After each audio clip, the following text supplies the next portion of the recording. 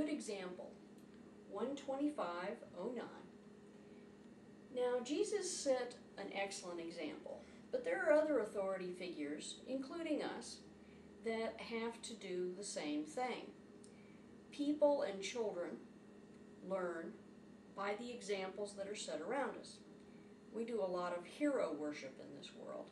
We think that if somebody's a sports star, then they must be a good example to follow. Problem is, there's only 1 in 10,000 that ever make it to the major leagues, and it's not a sustainable income. These people wear their bodies out in 10 or 15 years. These are not examples of how to live a long life, or an entire life, or a fulfilled life. Jesus told us that the way to be fulfilled was to become a servant, to help others, to heal others, to reach out and include others. Without these premises, you're not setting a good example. And all Christians should be setting these examples if they have Christianity living in their heart.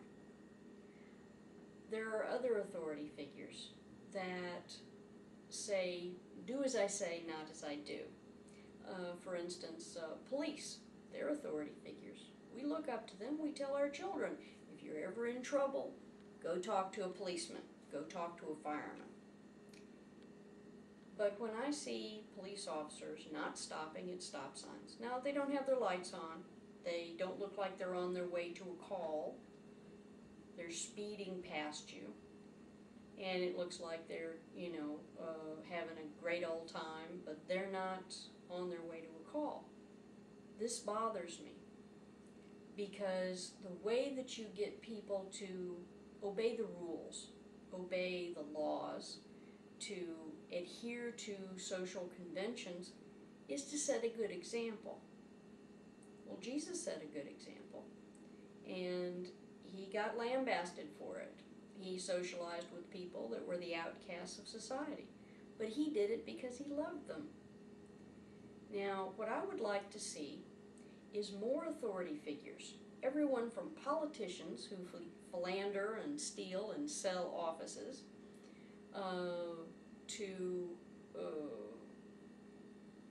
corporate executives not taking 100 times the highest income of any of their employees. They're not making a damn thing. But what they are doing is reaping the benefits of something called a high office.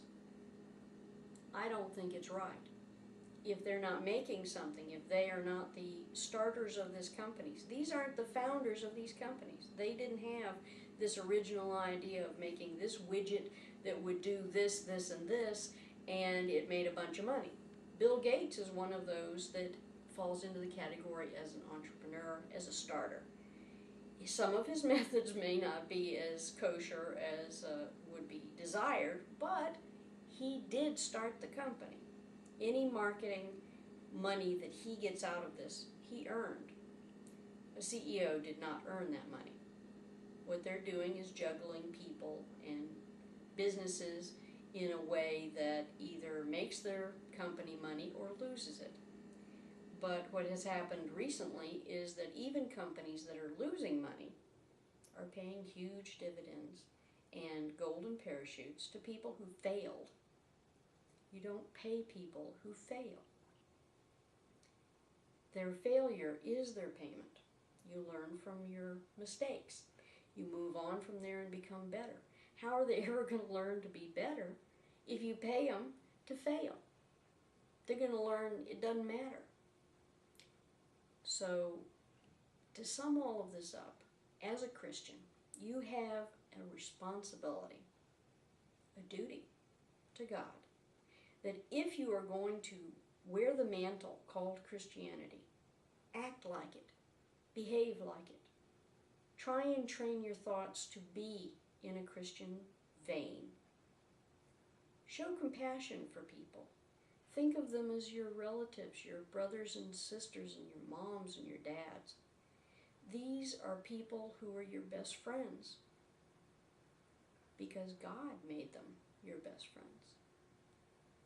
And if they don't see you living up to this high standard, and you get away with wearing this mantle called Christianity, and you're not living up to that standard, you're setting a very low bar for them. I want everyone here to try. That's all we're asked to do. Try to set the bar as high as possible. We can't make it as high as Jesus. It's impossible. But we can try. God bless the whole world. No exceptions. Angel Eliza.